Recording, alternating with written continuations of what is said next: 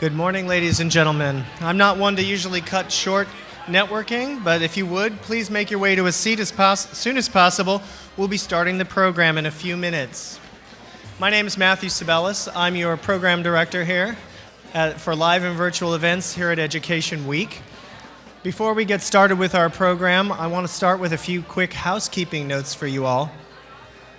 We are quite sure that you'll be tweeting all morning, so we've got access to the internet for you. Your free Wi-Fi is available. What you need to do is you need to select Renaissance_conference as your network. We want you to open a browser. It should load your page. If you're having, we've had a little trouble this morning, so if you have any trouble, let us know. But your passcode will be Education Week, all one word in lowercase. We want you to use the hashtag Leaders to Learn From today. That's leaders, plural, leaders to learn from. That'll be on the each of the slides, and you'll see that there, but usually on the lower part of each of your slides today. You received this yellow evaluation form. Today's event has been constructed primarily on the feedback that we had received from many of you attendees last year. So I want you to take the time today, throughout the day, to fill out this evaluation form.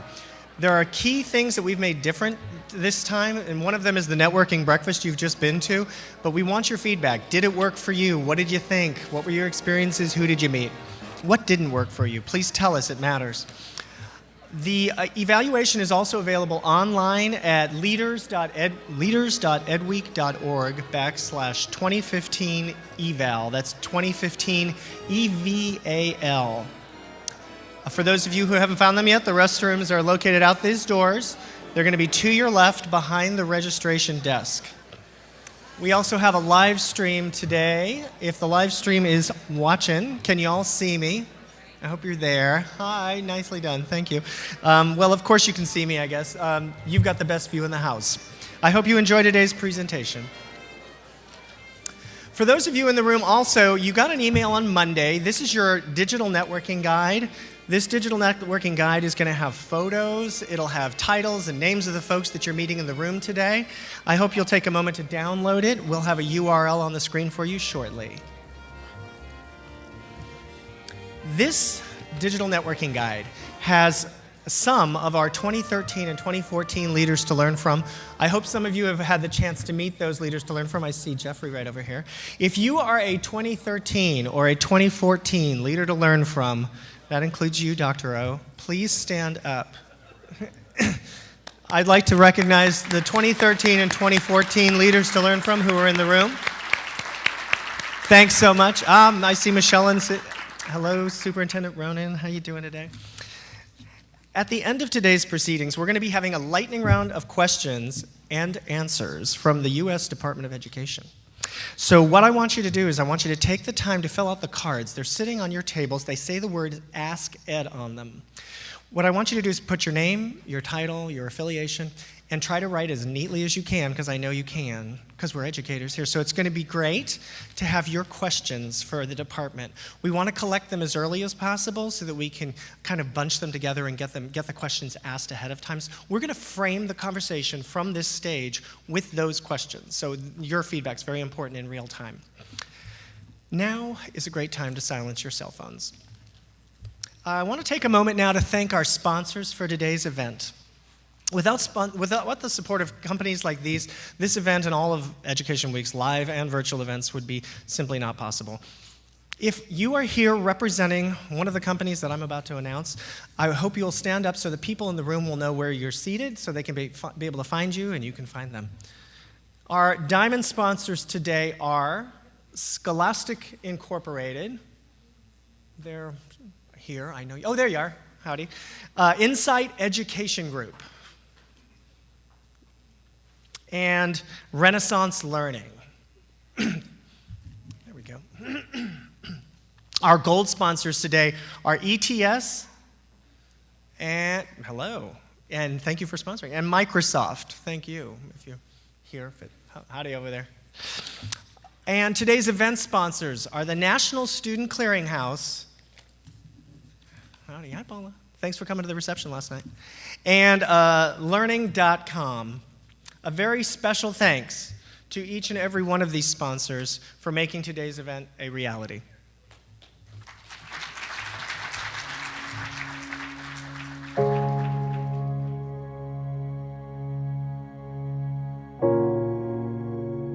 We spend a lot of time working on having kids understand one another and recognize that it is just not the world of color, the world of language, the world of means and resources.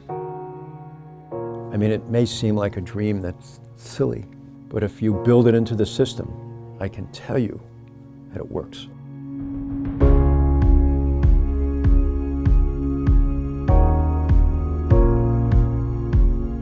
When schools try to do this thing on their own, without the community, it doesn't work. The basic idea of the whole child accountability system is a community coming together for every child and say, we shall work relentlessly. In addition to just providing them opportunities to learn all the subjects and the skills that we have for them, is to learn about one another. Do you speak Spanish at home? Yeah? Do you speak Spanish at home? Sí. How do we realign our values, our resources in service of children, and really celebrate diversity, really value voice, but know that we have to do something fundamentally different? I don't care where a kid comes from, what their color is, what language they speak. Every kid wants to succeed. We're also offering at our high schools personalized learning experiences where students really create their own credit-rearing program. They're finding their passion earlier in life than they would have otherwise. Kids are able to achieve so much more than we ever envisioned for them. Our job is really to make sure that we're developing leaders within. We have to treat them equitably, giving students and communities what they need to reach the aspirational goals that we have. It's kind of like a tripod. We all have to work together. The legs can't stand with one missing. Your role is to enhance the education of every child in this district. And they are not here to serve you. You are here to serve them.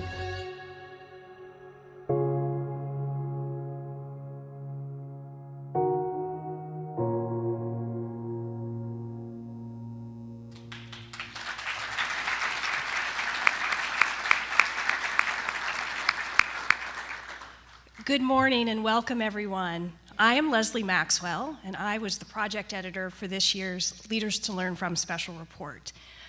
Over many months, it has been my privilege to sift through literally hundreds of nominations for leaders, to put together our reporting team, to vet these people, and then to oversee the reporting and writing of these outstanding profiles. And so today, I am so proud to introduce all of you to our 2015 Leaders to Learn From, and to help kick off what should no doubt be a very memorable day and a professional high point for all of you this year. Many of you may have already met our leaders this morning during the networking breakfast, but if you did not get a chance to, not to worry. We have a special part of our agenda later today where you can follow the leaders, pick their brains, ask them the questions that you have for them. But first, to tell you more about why Education Week has created this very special and important report, I would like to introduce to you our host for the day, Virginia B. Edwards, who is the editor-in-chief of Education Week and the president of Editorial Projects in Education. Jenny. Let's do a high five, baby. Good morning. Welcome to the third annual Leaders to Learn From Forum and Recognition presentation. We're pleased that you've all come for what we know will be an interesting and interactive, you're going to get your juices flowing today, as we highlight 16 exceptional education leaders and the strategies they use to achieve school and district level goals. These leaders represent districts large and small, urban, suburban, and rural from all over the country. To help find them, as Leslie already mentioned, Education Week put a call out for nominees. We did it to our readers in the pages of Ed Week and on edweek.org. And we started shortly after last year's ceremony, so this truly is a year-long process. We also sought nominations from the leaders of administrators groups in most of the 50 states, as well as from members of the Education Writers Association. That's an organization here in DC that includes local education reporters across the country. Education Week's own reporters identified the leaders who are making marks within their own topical areas or in their own geographic areas, and our editorial staff made the final decisions. While some of the leaders you will meet today you've probably heard of, they are nationally known, most of them are known really within their own slices, again, in topical areas or in geographic areas. They're not necessarily the high-profile superintendents who typically make headlines. In fact, 6 leaders being nominated today, or being recognized today, are not superintendents in the top job. For example, we have a Chief Information Technology Officer, a Chief of Parent and Community Engagement, and an Assistant Superintendent for Business. But there is a common characteristic among these leaders. They all had a clear vision of how they wanted to improve their districts or areas of responsibility, and they followed through on it. They executed and they implemented. The importance of effective educational leadership goes almost without saying. Some research suggests, you all have heard this, that leadership is second only to what goes on with classroom instruction among all school-related factors that contribute to student learning and student achievement gains. Today, at Leaders to Learn From, we will aim to draw attention to the critical importance of good leadership and spread the word about the types of strategies and tactics from these leaders to their peers working in the nation's 14,000 plus districts. I'll be here all day. I look forward to meeting and talking with you. I've seen some old friends. I've made new friends already. So please don't be shy about introducing yourself and chatting with me. Also, feel free to engage in our online conversation. We're all about this new stuff, you know, all this social media, about the issues that we're discussing. Use our Twitter hashtag, Leaders to Learn From. As you see it, you'll see it at the bottom of each slide. So now, we are on to my favorite part of the day, early, right? We're not like the Academy Awards. We don't bury the lead. Introducing you all to Education Week's 2015 Leaders to Learn From. We begin with Jennings School District, a school system that neighbors a community we've all heard so much about. That's Ferguson, Missouri. Okay. Here's a novel idea. What if we meet the needs of parents, be it food, clothes, housing, a great education? When I first started, one of the major needs in an area that has over 90% free reduced lunch is food. And so I pretty much shared with the staff, what do you all think about having a food pantry? The line, when you see it, it's, down the street. It's turkeys available as well. It's turkeys available. We serve 8,000 pounds of food a month, approximately 200 people every 2 weeks. Our students stock it. Never did they think that they would have that opportunity to serve at that level. I try to engage with the community as much as possible. That's part of the reason why I wear tennis shoes and walk the neighborhood, so that in an informal way, I can just have conversation. That may look different every day. It may be walking down the street and connecting with the neighbors that are sitting on their porch. It might be walking kids home. It's kind of like a tripod. We all have to work together, and the legs can't stand with one missing. When schools try to do this thing on their own without the community, it doesn't work. You have to build relationships. Are you going over there to wash clothes? The school is the center of the community. And if we're the center of the community, then we have a responsibility to our community to make sure that our community has what they need to survive. there's a sense of urgency that we must show that schools can perform at high levels. Kids do not have time to wait for 4 years for you to get it right. They don't.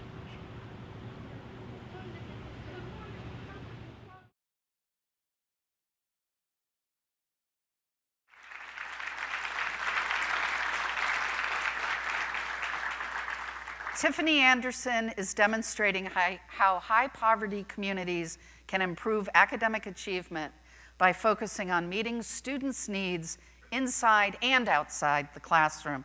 Tiffany, and your tennis shoes, get up here.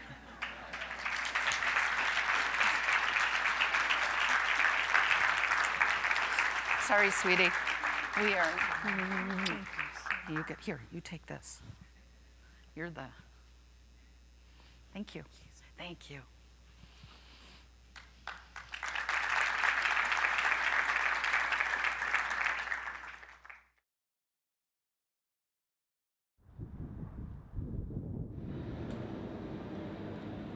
Who I am is a reflection of the great experiences I have had here in Meriden. I was born here, raised here. I've had an opportunity to be the mayor of this great city of Meriden and now superintendent of schools. Most of my life, I lived here at 278 Prospect Avenue, and we had nothing.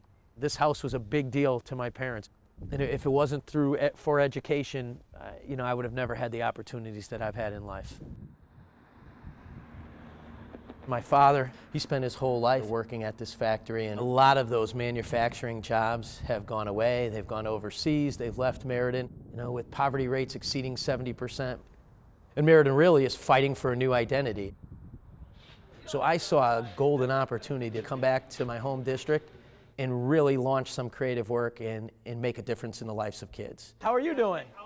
Good. We'll see you, buddy. Keep having a great day. The key to success as any leader is all on how you collaborate, your commitment to working together, your commitment to hearing others' ideas. We have a terrific partnership with our unions. We have a voice that's always there. It's not just, well, let's just check, with the teachers. We're at the table, we're part of the team. We can't do business the same way we always have. We need to look at it through a new lens. I certainly had known Mark for a while, and we had already a good working relationship, and he didn't waste any time, and it was right away that I want you to come up with a list of everything you want to talk to me about, and I have a list to talk to you about, and we haven't stopped with our list since then. Keep it going. Keep it moving. Just as we collaborate, union and management, we want our students collaborating in the classroom as well. As we're building these 2 new high schools for the future, we're outside of the mode that we're going to sit in traditional desks and that's how we're going to learn. It's going to be much more collaborative in the classroom. We're also offering at our high schools personalized learning experiences, PLEs, where students really create their own credit-rearing program. We have students working with the building trades, but we also have students working at the local courthouse, students working in law enforcement. That's where education is going, where students have input in what they want to learn and what their success should be. All students in Meriden now receive a full-day kindergarten experience. We've launched the expanded learning time at 3 of our elementary schools, where students go 100 minutes more per day. And it's not just getting more time for the sake of time, it's getting that time to do the enrichment activities that we know our students love and enjoy. We're able to do creative things like woodworking, world cultures, learn world languages. Signor Vernelli was my teacher at Platt High School many years ago. We're able to do fitness activities and climbing walls and CrossFit. We're able to excite and energize kids with technology-based learning activities. You got it. You got it. That's what school should be about, exciting, inspiring kids. And the results have been tremendous. Improved attendance, improved academics, improved feelings about the school climate and culture, but most importantly, we have happy kids. High one, low one, you got it, my man. Just as we've undergone significant change in the school system, you see this community undergoing change. You drive around Meriden, you'll see construction occurring, you'll see demolition occurring. Really, Meriden is braced to undergo a complete renaissance. I am the lucky one because this city has given so much to me and asked for so little. If I can do my best, whether it was as mayor or as superintendent, it's the least I can do to a city who's given me everything. I couldn't ask for more.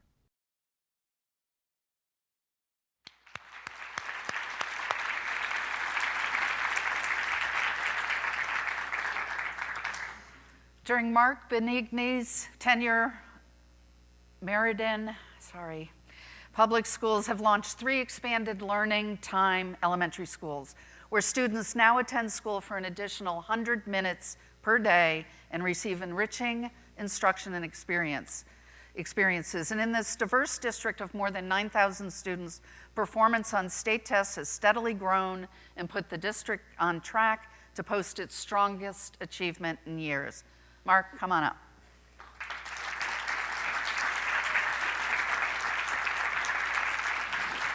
Here, you take this. Thank you.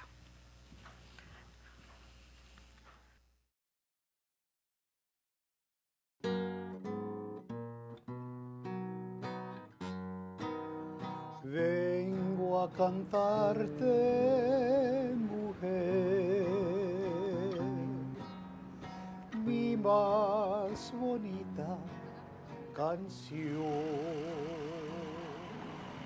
English language learners have a special place in my heart because I am an English language learner. I began my education in the public schools in Tucson, Arizona as an English language learner. I only spoke Spanish. So for me, English language learners represent not a deficit that needs to be corrected, but a rich opportunity that needs to be developed, it needs to be nurtured, and it needs to be creatively enhanced. The responsibility of a superintendent, myself in particular, is to approach the work every day from a very humble perspective. What we're trying to do is redesign the whole system so that we're truly living up to what we've said that we want, is all students to have an education. That's hard work. Even in a world-class city like San Francisco, a city known for its architecture and its beautiful scenery and its food and its culture and its opportunities, there are pockets of poverty in San Francisco. We understand that those are the students that are going to come through our doors, expecting and quite frankly depending on us to provide them the little lift to grab their bootstraps so that they can reach the American dream. Porque eres tú mi querer.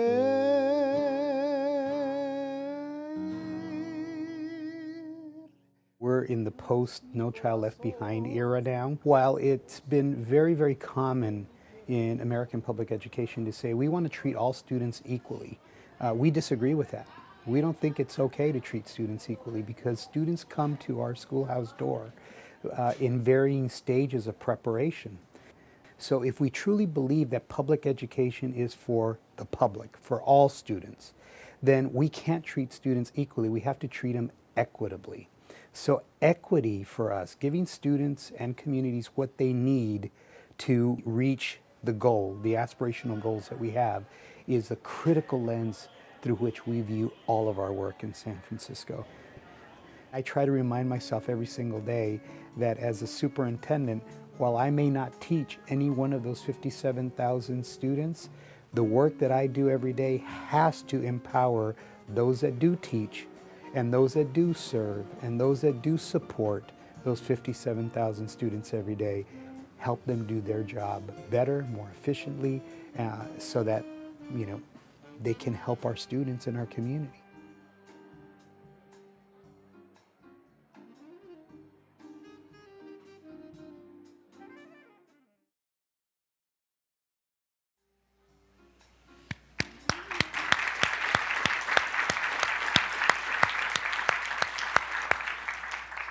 I'd like to repeat something you've just heard. These are Richard's words. ELL students are a rich opportunity provide a rich opportunity to be developed, nurtured, and creatively enhanced. Thanks to the work in Superintendent Carranza's district, we have real-life examples of educators realizing that aspiration.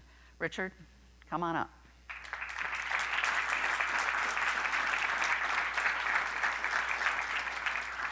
Aren't you glad we got to see that video? Special man, my dear. Thank you. Thank you. Here, you take this. Thank you.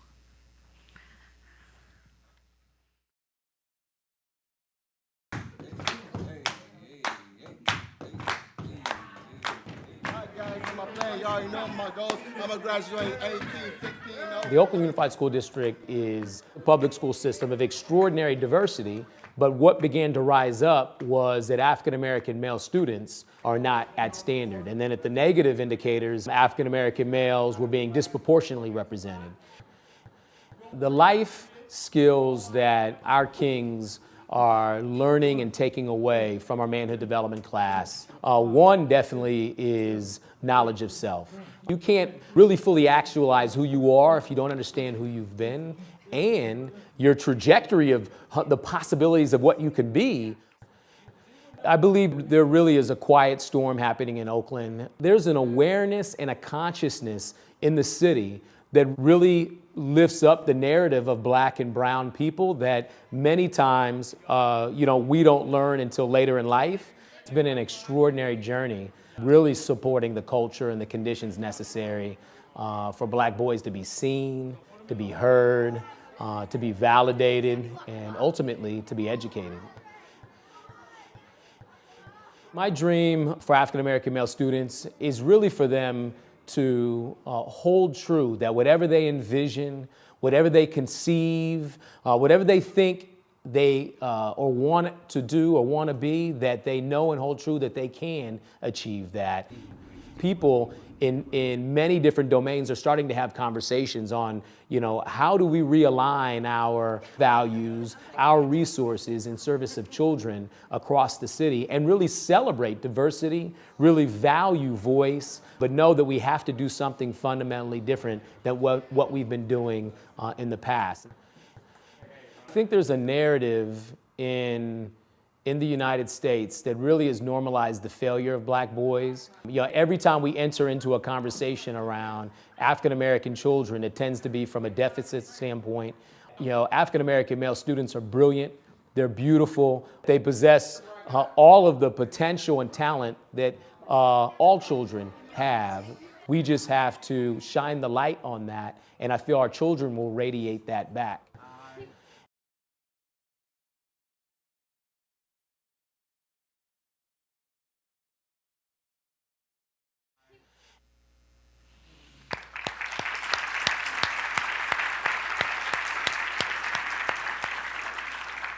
Christopher Chapman's work, changing the educational and life trajectories for boys of color in Oakland, is unparalleled. It's surely a team effort, but the sense of mission and passion he brings to leading this task is changing the lives of African American boys.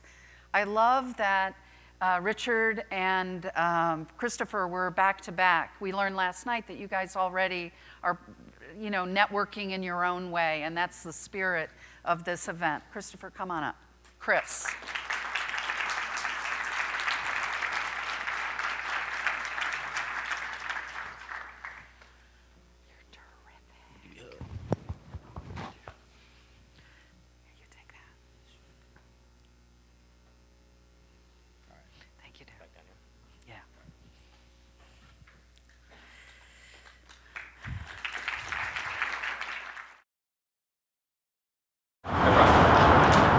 The district was in a situation where we had our district administration in 11 buildings on 8 different sites, spread all over our 380 square miles.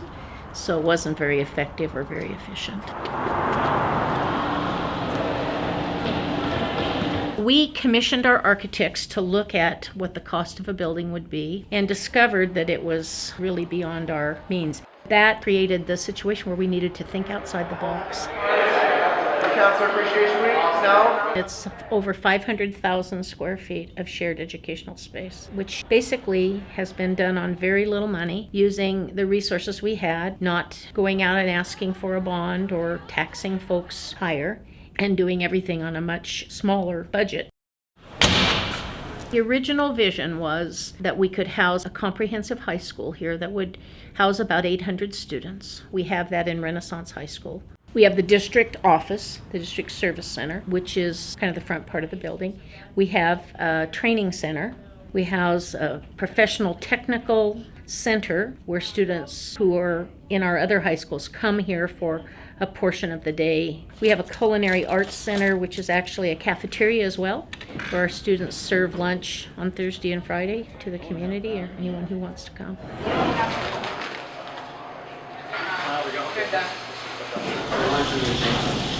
And then the back third of the building is Idaho State University, which has all of their programs in the valley here. Students can cross over here and actually access some of our laboratories and some of our classes, and they can actually participate in some of the research functions that we do. They walk right across the hall. We were very fortunate. Idaho State University was in essentially the same position we were. They were the ones who had the same vision of what was possible and really walked into the building, had exactly the same reaction I had had. Oh, here we could do this and there we could do that. That was kind of the beginning of the partnership. To be the same. Okay. Got it? It's really about relationships, and it's also about the fact that we all had a common vision about, can we make a better educational environment for our students? Dr. Clark is actually an icon in this, because she thinks education is and should be sacred work. So you get the very best teachers, you get the very best facilities, and you provide and support. And that's what we do. Well, then we're already putting parameters. Having the right partners is absolutely key, not only in this project, but in virtually everything we do. Finding those right partners, folks who have the same vision that you have. I have to pray on y'all today. Are we ready? You know, the result of all this has been more than we ever even dreamed. Yeah, I really wanted that.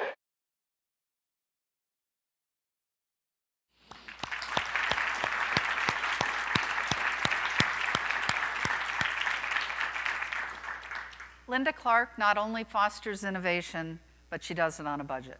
I must say that rings true for a lot of people in this room. Her key role in the League of Innovative Schools has established deep collaboration among districts to improve schools and teacher involvement. As she says, innovation is in her DNA, and her district is being rewarded because of it. Linda, come up.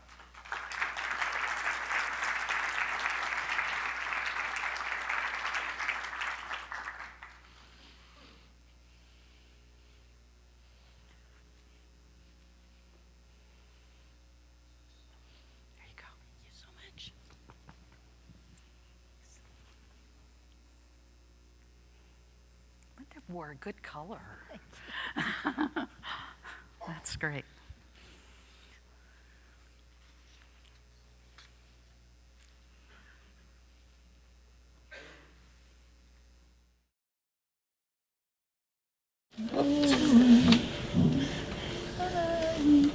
The work that we're doing, the goal, the big goal, is improved achievement. Are we evaluating students and getting the right students eligible for special ed? There you go. We began to work with Muskegon Heights a number of years before 2012. Prior to that time, there was a lot of turnover of special ed directors in the district, changes in the superintendent, and there were a lot of financial difficulties in the district, which resulted in trying to manage budget cuts, not do things that they needed to be doing just to save money. When we began the process of replacing the whole structure in the district to operate it and all the teaching staff, we put out an RFP for charter companies to place their applications to operate the district. So that was awarded to Mosaica. Here we had the first time a charter company was actually running a district. Some accurate, some not accurate. One of the things with Muskegon Heights was to establish a really strong and healthy relationship. We had to have them believe that we were there for them and to support them and that we wanted them to be successful. So when you have those relationships with the people you work with, they are willing to take risks as they watch you take risks. There you go. Watch. Every day, all day. It's about improving instruction. It's about improving achievement for students with disabilities. This week, which is, what's the opposite of go?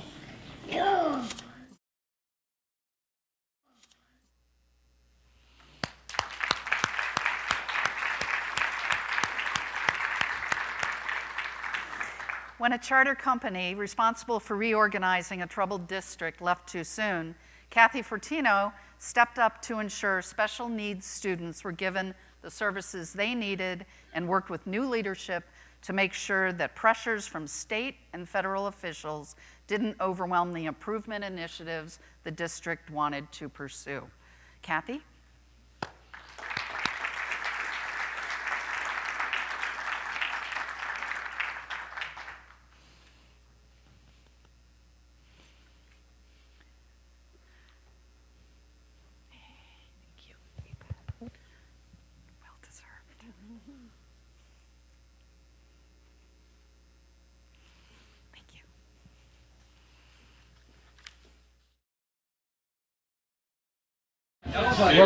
Welcome back, guys.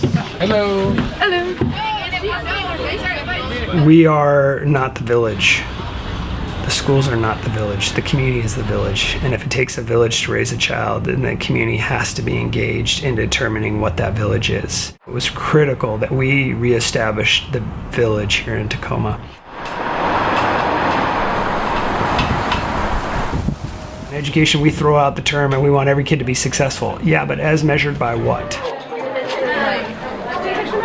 The basic idea of the whole child accountability system is a community coming together for every child and say, we shall work relentlessly to provide you X, and we'll measure our success and we'll report it out on a yearly basis. Okay, you want to do something different? When Dr. Garcia came to our school district, he worked with us and helped us to set up data sources for us so we can easily check on credits earned and attendance and discipline and testing results.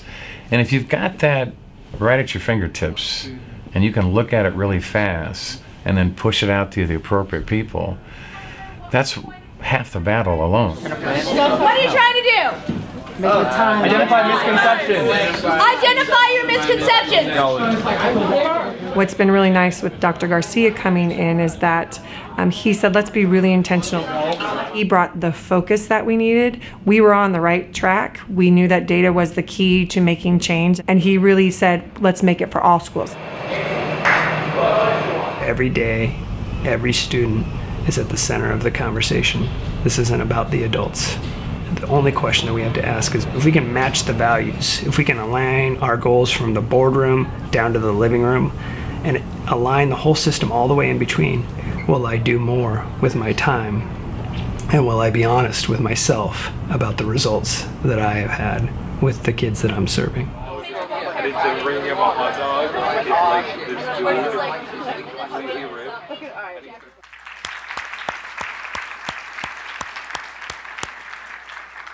Spearheaded by Deputy Superintendent Josh Garcia, Tacoma Public Schools has pioneered a local accountability system, there's that word, that uses a much broader definition of success than how schools are typically judged. And the results speak for themselves. Rising pre-K enrollment rates, steady growth in the number of high school students taking college-level courses, and a 4-year graduation rate that has soared from 55% to 78% in 4 years. Josh, congratulations. Please join me on stage.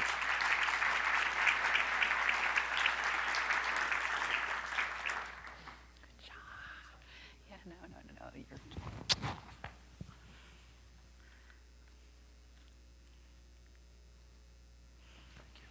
bet.